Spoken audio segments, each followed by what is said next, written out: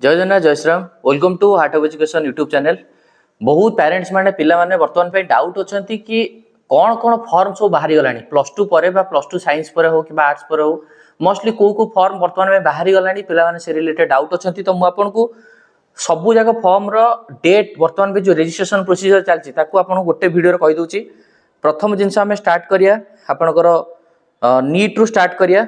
तो तापरे हमें देखिया जदी national eligibility cum entrance test NEET को एनटीए ही कंडक्ट करछा। नीट रो रजिस्ट्रेशन वर्तमान पे 8 फेब्रुआरी रु स्टार्ट हेकरी 8 मार्च पर्यंत चलिबो। 8 फेब्रुआरी रु 8 मार्च।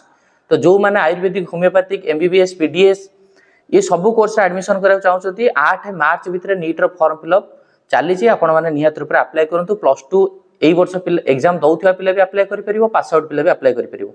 नेक्स्ट एग्जाम आपण को रहइबो पिला मानकर मोस्ट डिमांडिंग बीएससी नर्सिंग पई OJEE exam. BSc nursing and B pharma पे प्लस 2 पर बहुत पिलाकर इंटरेस्ट थाए आमे बीएससी नर्सिंग रे कैरियर करिवो कि बी फार्मा रे कैरियर करिवो। आपण माने पई एग्जाम होची ओजेई। तो ओजेई एग्जाम पई ओजेई रो फॉर्म फिलअप वर्तमान पे आपनकर 28 जनवरी रु स्टार्ट हे सरची। बीएससी नर्सिंग पई 28 जनवरी रु ओजेई फॉर्म फिलअप स्टार्ट हेकरी 22 मार्च पर्यंत चलिवो। तेनु करी मार्च 22 भितर जदि आपनकर इंटरेस्ट अछि बीएससी नर्सिंग किबा बी फार्मा करिया पई ताले ओजेई साइट को जाई कि आपण माने निजर फॉर्म फिलअप करतु and date 28 January to 22 March. Clear okay. चलतु तापर नेक्स्ट एंट्रेंस एग्जामिनेशन विषय कथा बा।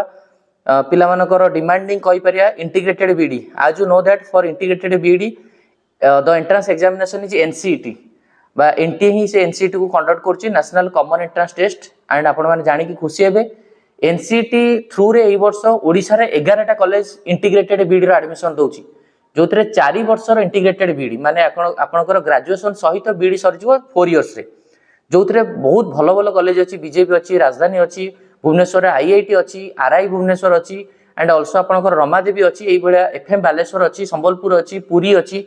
तो इंटीग्रेटेड बीडी बीएससी बीडी करि परिबे, बी बीडी करि परिबे, बीकॉम बीडी करि परिबे।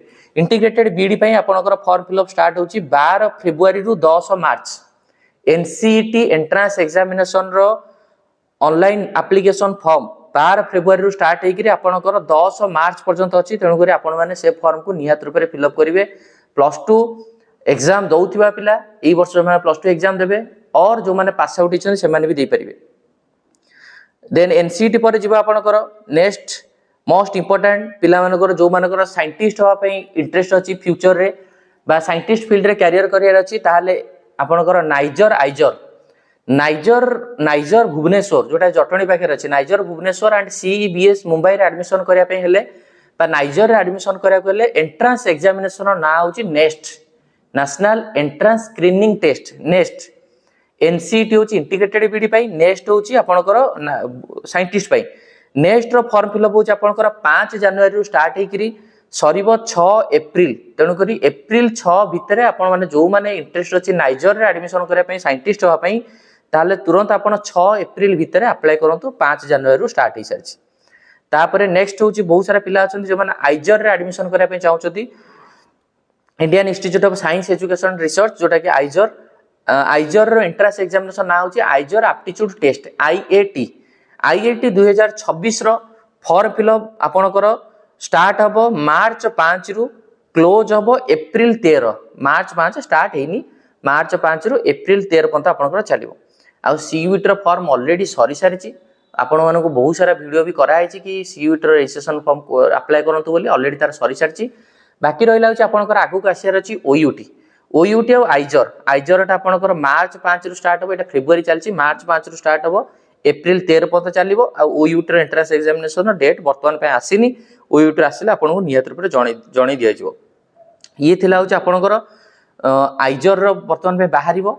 नाइजर भुवनेश्वर पाई नेक्स्ट एग्जाम ऑलरेडी आपनकर चलीची जोटा कि 6 एप्रिल रे सरीबो। नीट रो आपनकर मु ऑलरेडी कहली नीट रो आपनकर मार्च मास रे सरीबो बा 8 मार्च रे सरीबो। आ ओजेई बीएससी नर्सिंग पाई आपनकर सरीबो 22 मार्च रे सरीबो। तेनु करी आपण माने आ एनसीईटी जोटा इंटीग्रेटेड बीडी पाई एनसीईटी रो भी आपनकर 10 मार्च रे सरीबो। तेनु करी एटा थिला डिटेल इन्फॉर्मेशन। तो आई होप आपन को गोटे वीडियो रे सब एप्लीकेशन डाटा मिली जाइथिबो। थैंक यू, धन्यवाद।